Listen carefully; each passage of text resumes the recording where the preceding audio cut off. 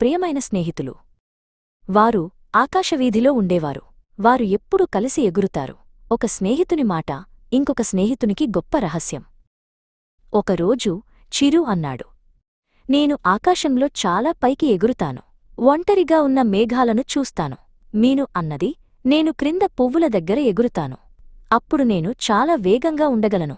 వారు కొంచెం గోల పెట్టుకుని వేరువేరు దారులలో ఎగురడానికి నిర్ణయించుకున్నారు. చిరు చాలా పైకి ఎగిరింది.